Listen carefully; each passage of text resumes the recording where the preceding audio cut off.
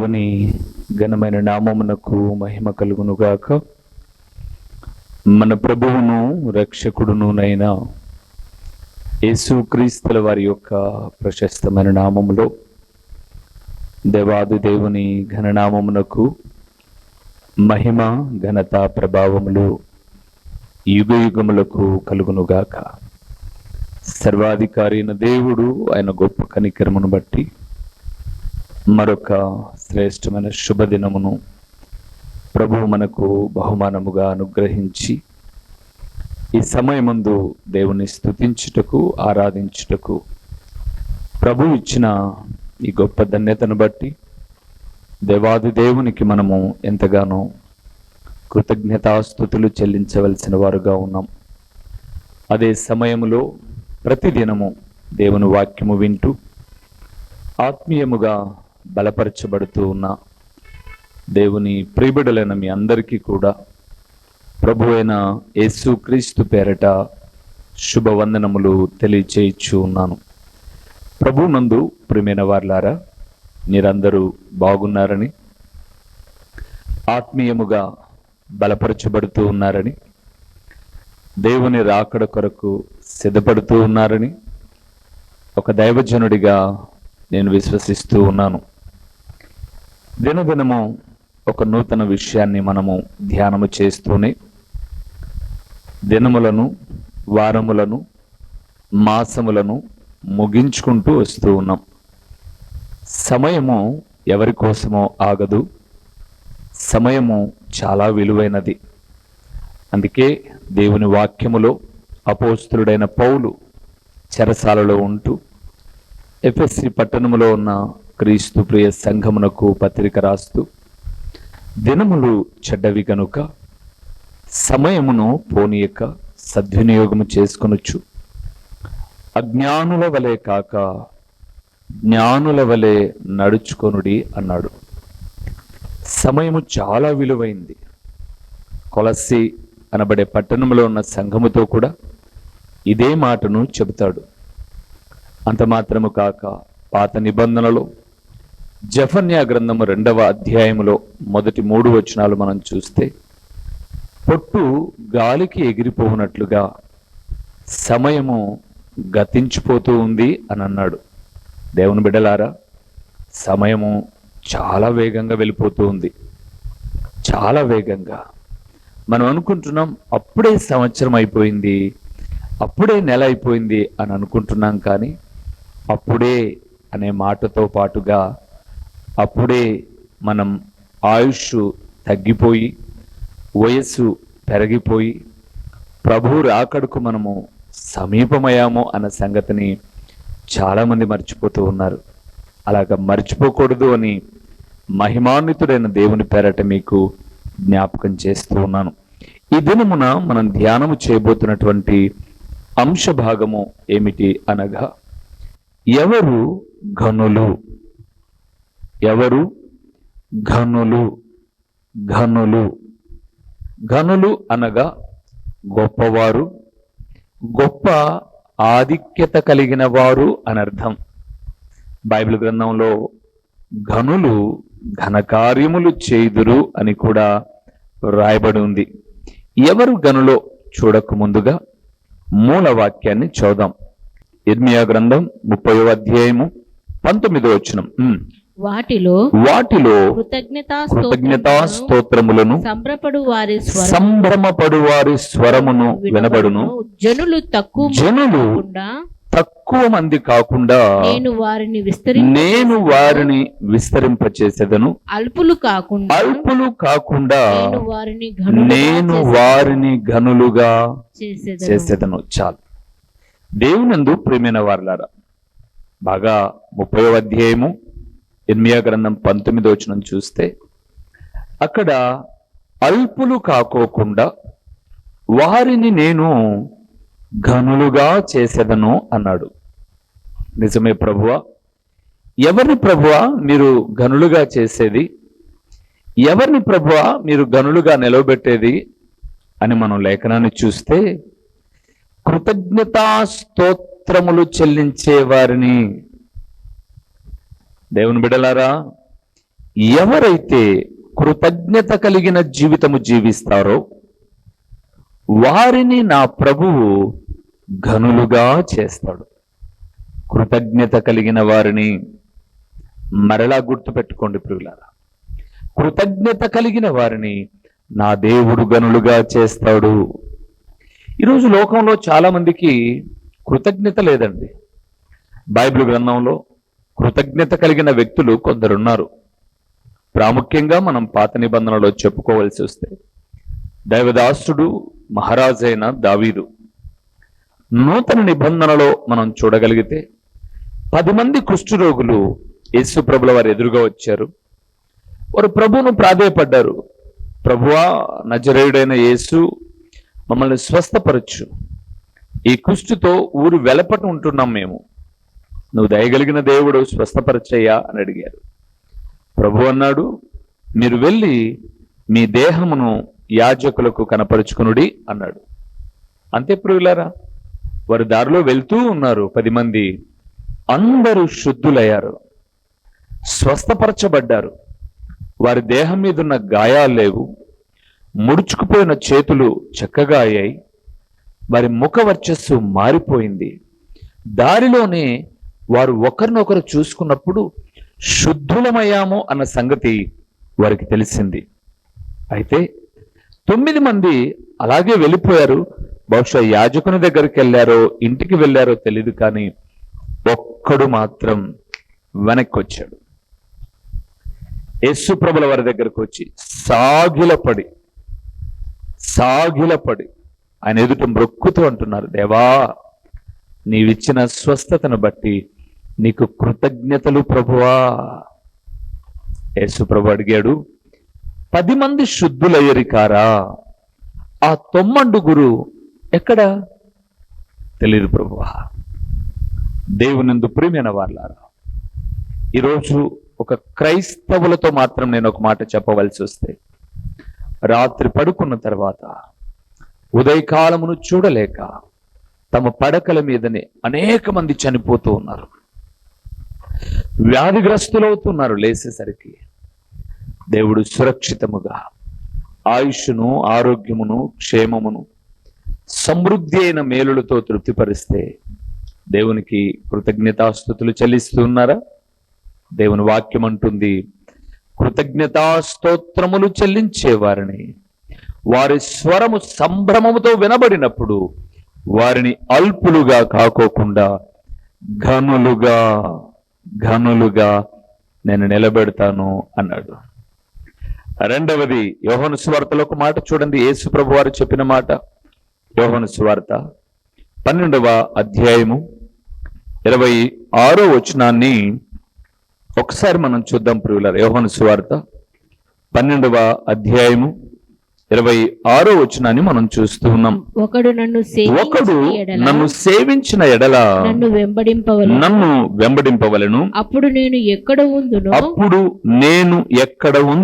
అక్కడ నా సేవకుడును ఉండును. నేను ఎక్కడ ఉందునో అక్కడ నా సేవకుడును ఉండును. ఒకడు నన్ను సేవించిన ఎడల నా తండ్రి అతనిని ఘనపరచును. ఎవరు గనులు?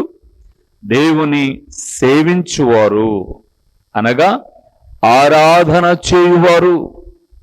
ఇక్కడ మీరు అనొచ్చు, అదేంటన్నా, మేమందరం ప్రతి ఆదివారం ఆరాధనకు వెళ్తూ ఉన్నాం, మందిరాల్లో కూడుకుంటూ ఉన్నాం, ఆరాధన చేస్తూ ఉన్నాం, మరి మాకు లేదే ఘనత? దేవుని వాక్యములో ప్రభు అయిన యేసుక్రీస్తు ఏమైనా 12వ అధ్యాయం 26వ వచనంలో తొందరపడి ఏమైనా మాట్లాడా అంటారా? అక్కడ మీరు చదవండి బాగా. ఒకడు నన్ను సేవించిన ఎడల వాడు నన్ను వెంబడింపవలెను. ఆరాధించే వ్యక్తి ఆదివారానికో ఆ రోజుకో పరిమితం కాకూడదు. ఆరాధించే వ్యక్తి దేవుని వెంబడించాలి. యేసు ప్రభుల వారి దగ్గరికి ఒక యవనస్తుడు వచ్చాడు. ప్రభువా, నిత్య జీవమునకు వారసుడు కావాలంటే నేనేం చేయాలి అని అడిగాడు. యేసు ప్రభుల వారు చాలా సులభంగా మాట్లాడుతూ, ఏముంది, ఆజ్ఞలు పాటించు అన్నాడు. బాల్యము నుంచి ఆజ్ఞలు పాటించుతూనే ఉన్నాను అన్నాడు. యేసుప్రభు అన్నాడు, వెరీ వెరీ గుడ్, నువ్వు ఆజ్ఞలు పాటిస్తున్నావు, అయితే నీకు ఒక్కటి కొదవగా ఉంది. నీకున్న ఆస్తిని అమ్మి నన్ను వెంబడించు అన్నాడు. ఆ మాటకు ఆ యవనస్తుడు వ్యసనపడి ముఖము చిన్నబుచ్చుకొని వెనక్కి వెళ్ళిపోయాడు.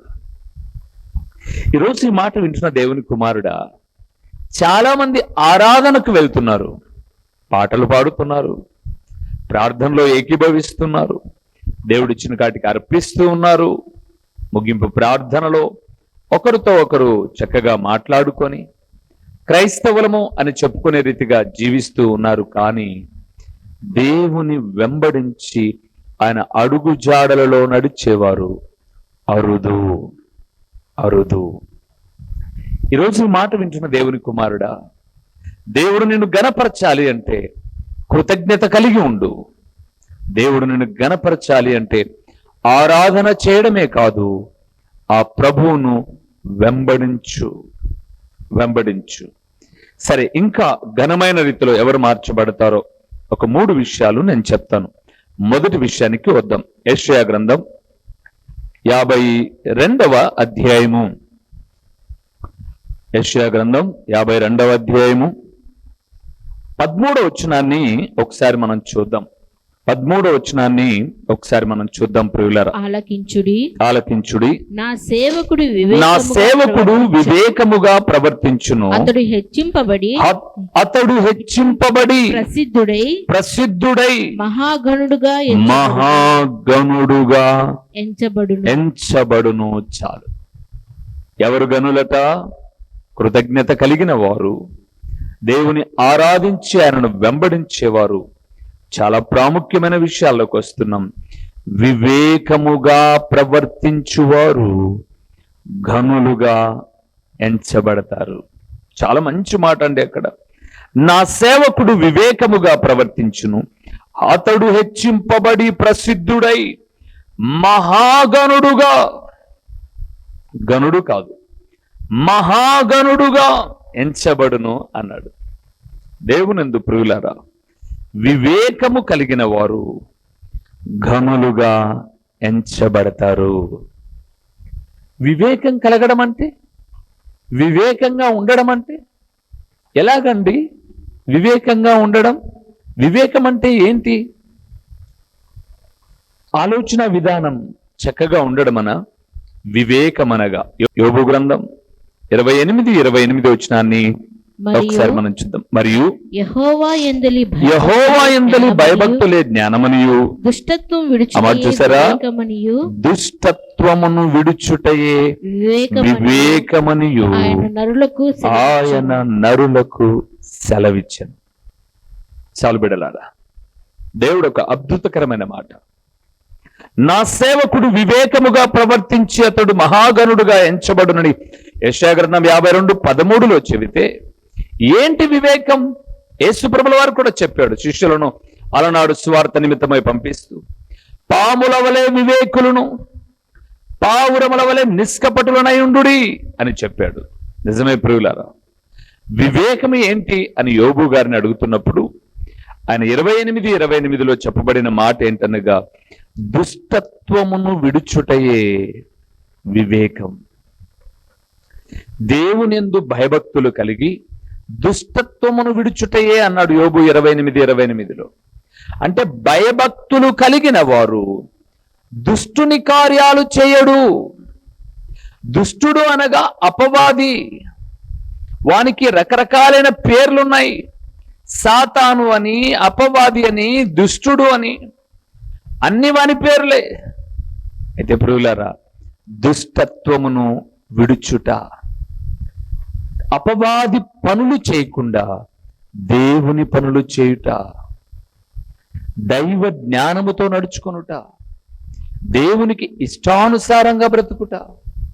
ఈరోజు చాలా మంది ప్రార్థనా మందిరికి వెళ్తున్నా, ప్రభువును ఆరాధిస్తూ ఉన్నా, దేవుని నామాన్ని ఘనపరుస్తూ ఉన్నా, కృతజ్ఞత కలిగినట్లు ఉన్నా, అపవాది పనులు అనేకము చేస్తూ ఉన్నారు. అపవాది యొక్క పనులలో లీనమై ఉన్నారు. అందుకే దేవుడు అంటున్నాడు, ఎవరు గనులు అంటే వివేకముగా ప్రవర్తించువారు. రాజుల మొదటి గ్రంథం 3వ అధ్యాయం 8-9 వచనాలు చూస్తున్నప్పుడు రాజైన సొలొమోను ప్రార్థన చేస్తున్నాడు, ప్రభువా నీ జనులను పరిపాలించుటకు బుద్ధి, జ్ఞానము, వివేకము నాకు దయచేయి అని అడిగాడు. దేవుని బిడలారా, దుష్టత్వమును విడిచి దేవునిందు భయభక్తులు కలిగి వివేకముగా బ్రతుకువారు మహాగణులుగా ఎంచబడతారు. ఈరోజు మాట వింటున్న దేవుని కుమారుడా, కుమార్తె, ఒక దైవదాసుడిగా నేను జ్ఞాపకం చేస్తూ ఉన్నాను, దుష్టత్వమును విడిచిపెట్టండి, వారు గనులుగా ఎంచబడతారు. రెండవది, ఎవరు గనులుగా ఎంచబడతారో చూద్దామా? విలాప వాక్యములు 4వ అధ్యాయము, విలాప వాక్యములు 4వ అధ్యాయము 7వ వచనాన్ని, 4వ అధ్యాయము 7వ వచనాన్ని ఒకసారి మనం చదువుదాం ప్రియులారా. దాని గనులు హిమము కన్నా శుద్ధమైన వారు, వారు పాల కంటే తెల్లని వారు, వారి శరీరములు పగడముల కంటే ఎర్రనివి, వారి దేహకాంతి నీలము వంటిది, అట్టి వారి ఆకారము. ఇంకా మనకొద్దు, 7వ వచనం ఒకటి చూద్దాం. దాని గనులు హిమము కన్నా శుద్ధమైన వారు, పాల కంటే తెల్లని వారు, శరీరములు పగడముల కంటే ఎర్రనివి, దేహకాంతి నీలము వంటిది. రెండవది ప్రియులారా, ఎవరు గనులు అంటే మొదటిది దుష్టత్వమును విడిచి వివేకముగా ప్రవర్తించువారు, రెండవది పవిత్రముగా బ్రతుకువారు. పవిత్రముగా బ్రతుకువారు. అక్కడ కొన్ని పోలికలు చెప్పారు, చూసారా మీరు? 7వ వచనంలో హిమము కన్నా శుద్ధమైన వారు అంటే అంత హిమములో ఇంకా శుద్ధతే ఉండేది, అపవిత్రత ఏమి లేదు. అవును ప్రియులారా, అందుకే మీరు రాజైన దావీదు బత్షెబా విషయంలో పాపం చేసిన తర్వాత ఆయన ఒక కీర్తన రాస్తున్నాడు, 51వ కీర్తన. ఆయన, దేవా నీ కృప చొప్పున నన్ను కరుణించు, నీ వాత్సల్య బాహుల్యము చొప్పున నా అతిక్రమము తుడిచివై ఇలాగ ప్రార్థన చేసుకుంటూ వచ్చిన తర్వాత ఆయన అంటాడు, హిసోపుతో నన్ను కడుగుము, హిమము కంటే తెల్లగా ఉండునట్లు నన్ను శుద్ధి చేయి. దేవుని బిడలారా, హిమము కన్నా శుద్ధముగా, పరిశుద్ధముగా. అందుకే అక్కడ అన్నాడు హిమము కన్నా శుద్ధమైన వారు. రెండవది పాల కంటే. ఏం పోలికండి! పాల కన్నా తెలుపైనదేంటి? ఇంకేమున్నాయి? పాల కన్నా తెల్లని వారు, పగడముల కంటే ఎర్రనివి. అప్పుడప్పుడు పగడాన్ని చేతికి ధరించుకునేటప్పుడు, లేదా స్త్రీలు ఆ తాలుబుట్టులో వేసుకునేటప్పుడు కాంతివంతమైన వాటిని ఎంచుకుంటారు. కొంతమంది తీసేసినవి వాడతారు, వాటికన్నా శ్రేష్టమైనవి కొత్తవి. తర్వాత అన్నాడు చూడండి, దేహకాంతి నీలము వంటిది. నా రింగ్కు ఒక రాయి ఉంది, తెల్ల రాయి. మేము వెళ్ళి అడిగినప్పుడు, నాకు తెలుపు ఇష్టం అండి, రాయి వేయండి అని అడిగినప్పుడు, సార్ తెల్ల రాయికి విలువ లేదు సార్, నీలం రాయి వేసుకోండి అన్నాడు. అది ఖరీదైనదండి అని అన్నాడు.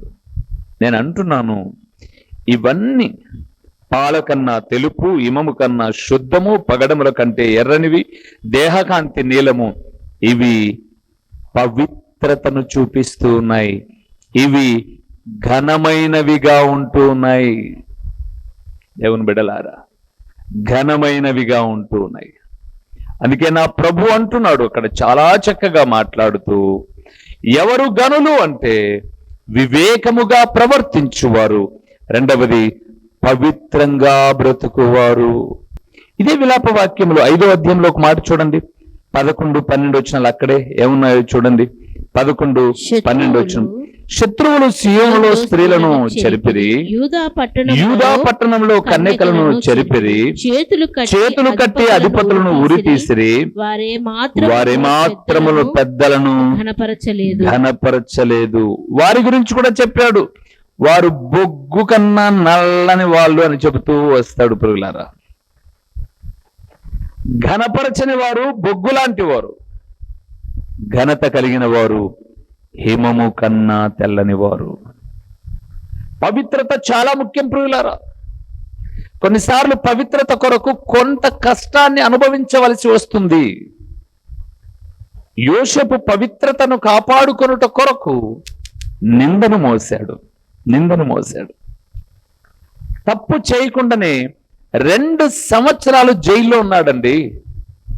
39-40 అధ్యాయాలు మీరు చూస్తే 2 సంవత్సరాలు పైబడి. ఎందుకు ఈ మాట చెప్తున్నాను తెలుసా? అక్కడ ఒక పానదాయకుల అధిపతి కలగన్నాడు, భక్ష్యకారుల అధిపతి కలగన్నాడు. వారిరువురు కలగన్న తర్వాత మరచిపోయి ఉదయానికి ఆందోళనగా ఉన్నారు. భావాలు ఇరువురికి చెప్పాడు యోసేపు. ఇరువురు సంతోషంగా బయటికి వెళ్ళిపోయారు. కానీ భక్ష్యకారుల అధిపతి చచ్చిపోయాడు. పానదాయకుల అధిపతితో బయటికి వెళ్ళక ముందుగానే యోసేపు చెప్పాడు, నువ్వు రాజుగారి దగ్గరికి వెళ్ళిన తర్వాత తిరిగి గిన్నె అందించేటప్పుడు ఒక హెబ్రీయుడు చెరసాల్లో ఉన్నాడు, ఏ తప్పు చేసిన వాడు కాదని నా గురించి చెప్పి నన్ను బయటకు తీసుకురా అని అడిగాడు. నేను మర్చిపోతానా యోసేపయ్య? తప్పకుండా గుర్తుపెట్టుకుంటా అన్నాడు. కానీ 2 సంవత్సరాలు మర్చిపోయాడు అని 42వ అధ్యాయం మొదటి వచనాన్ని చూస్తాం. దేవుని బిడలారా, పవిత్రత కొరకు 2 సంవత్సరాలు పైబడి చెరసాల్లో ఉన్నాడు యోసేపు. ఎంత గనపరచబడ్డాడండి ఐగుప్తులో. రాజు తర్వాత ప్రధాని స్థానంలో ఘనంగా ఉన్నాడు. దానియేలు గ్రంథం 1వ అధ్యాయం 8వ వచనాన్ని చూస్తున్నప్పుడు రాజు భుజించే ఆహారము భుజించము అన్నారు. దానియేలు, షద్రకు, మేషకు, అబేద్నెగోలు. అయ్యా, అలాగైతే నాకు రాజు దగ్గర మాట వస్తుందండి, ఇబ్బంది కలుగుతాదండి అని చాలా భయపడిపోయారు వాళ్ళు. అయితే ప్రియులారా, ఒక మాట చెప్తాను, ఒక వారం మమ్మల్ని పరీక్షించండి, ఒక 10 దినాలు. నిజంగా వారు పవిత్రత కొరకు బ్రతికినందుకు యోసేపు ప్రధాని అయినట్లుగా దానియేలు, షద్రకు, మేషకు, అబేద్నెగోలు. వాస్తవానికి షద్రకు, మేషకు, అబేద్నెగోలు అనే పేరు అప్పటికి పెట్టలే. హనన్యా, మిషాయేలు అనబడేటటువంటి పేర్లే ఉన్నాయి వాళ్ళకు. కానీ పవిత్రత కొరకు బ్రతికారు, నిలబడ్డారు. 10 రోజులలో వారి ముఖకాంతి పెరిగిపోయింది. తర్వాత వారి జీవితాలలో ఘనత వచ్చింది. ఈరోజు ఈ మాట వింటున్న దేవుని కుమారుడా, పవిత్రత ఘనతనిస్తుంది, వివేకం ఘనతనిస్తుంది. 3వది ఒక మాట చెప్పి నేను ముగిస్తాను. దినవృత్తాంతముల మొదటి గ్రంథము 11వ అధ్యాయము, దినవృత్తాంతముల మొదటి గ్రంథము 11వ అధ్యాయము 22 నుంచి 24 వరకు చదవాలి. వాస్తవంగా మనము 22 అలాగే 24 చదుదాం. 24 చదుదాం. 22, 24. మరియు కప్సెయేలు సంబంధుడును పరాక్రమవంతుడునైన ఒకనికి పుట్టిన యెహోయాదా కుమారుడైన బెనాయాయును విక్రమ క్రియల వలన గొప్పవాడాయను. ఇతడు మోయాబీయుడగు అరీయేలు కుమారులనిద్దరిని చంపెను. మరియు ఇతడు బయలుదేరి హిమము పడిన కాలమున ఒక సింహమును ఒక గుహ యందు చంపివేసిన. 24వ వచనం. యెహోయాదా కుమారుడైన బెనాయా ఇట్టి పనులు చేసినందున ఆ ముగ్గురు పరాక్రమశాలులో ఘనత నొందిన వాడాయను. 22 నుంచి 24 వరకు చూస్తే బెనాయా అనబడే వ్యక్తి విక్రమ క్రియలు అని రాయబడింది. అంటే అర్థం ఏంటంటే సాహస క్రియలు అని అర్థం. సాహస క్రియలు చేసిన ఇతను ఘనుడు. దేవుని బిడ్డలారా, మన జీవితాలలో ప్రభు కోసం ఏం సాహసం చేశాం? ఏమైనా సాహసం చేశామా? ఏ పనినైనా సాహసంగా చేయగలిగామా? అలనాడు దావీదు కొరకు అతను నీరు తీసుకురమ్మని చెబితే అతను బెనయ అనబడే వ్యక్తి సింహమును చంపాడు, ఆ ప్రాంతంలో పరాక్రమశాలను చంపాడు, రాజు కొరకు నీటిని తీసుకురావడానికి వెళ్ళాడు, దావీదు కొరకు. నేను అంటాను, ఈరోజు నువ్వు చంపాల్సిన సింహం, బొప్పరించే సింహం నీ శరీరమే. అది నిన్ను పతనం చేయడానికి అనేకమైన కోరికలు, ఉద్రేకాలను పుట్టిస్తూ ఉన్నాయి. శారీరక క్రియలు, రకరకాలైనటువంటి ఆలోచన విధానం చెడుగా ఉంది. దేవుడు మాట్లాడుతున్న మాట ఏంటో చెప్పమంటారు? ఆ శారీరక క్రియలైనటువంటి సింహాన్ని నువ్వు చంపేయి. దేవుడు తప్పనిసరిగా నిన్ను ఘనపరుస్తాడు. 3 విషయాలు మనం చూసాం. వివేకముగా ప్రవర్తించువారు ఘనులు, రెండవది పవిత్రంగా బ్రతుకువారు ఘనులు, సాహస క్రియలు చేయువారు ఘనులు. ఈరోజు ఈ మాట వింటున్న దేవుని ప్రియుడలారా, ఇట్టి ఘనకార్యముల ద్వారా ఘనపరచబడదాం, దేవుని మేలు పొందుకుందాం, ప్రార్థన చేసుకుందాం. నీతి స్వరూపుడైన మా ప్రియమైన పరలోకపు తండ్రి, మీ ఘననామమునకు స్తోత్రములు చెల్లిస్తూ ఉన్నాము నాయనా. ఎవరు గనులు అని మేము జ్ఞాపకం చేసుకుంటూ ఉన్నప్పుడు కృతజ్ఞత కలిగిన వారు, మిమ్మల్ని సేవిస్తూ మిమ్మల్ని వెంబడించువారు, వివేకముగా ప్రవర్తించువారు, నా తండ్రి పవిత్రంగా బ్రతుకువారు నాయనా, మరి శ్రేష్టముగమైనటువంటి మాటలను ధ్యానము చేస్తూ సాహస క్రియలు చేయువారు. ఈ వాక్యం ప్రకటించి దీన సేవకుని విన్న నీ బిడ్డలను ఈ వాక్యాధారము చేసుకొని ఇలాగా వారు మేము జీవించి మీ ద్వారా ఘనపరచబడినట్లు కృప చూపండి నాయన. ప్రకటించబడిన పరలోకపు సంగతులు వ్యర్థముగా పోకుండా సారవంతమైన నేలను పడిన విత్తనము వలె 30దంతలుగా 60దంతలుగా 100అంతలుగా ఫలింపచేసి మీ ఘననామానికి మహిమ ఘనత ప్రభావములు మీరు కలుగు చేసుకునమని ఓ తండ్రి, ఎంతైనా నమ్మదగిన దేవుడవైన మీకు స్తుతులు చెల్లించుకుంటూ యేసు నామములో అడిగి పొంది ఉన్నాము తండ్రి, ఆమేన్. మా చిరునామా దైవజనులు బ్రదర్ ఓ రూబేన్ గారు, క్రీస్తు ప్రార్థనా మందిరం, డోర్ నెంబర్ 1-10-386, నగరిగుట్ట, పులివెందుల, కడప జిల్లా. మీ ప్రార్థన అవసరాల కొరకై సెల్ నంబర్ 9989067409.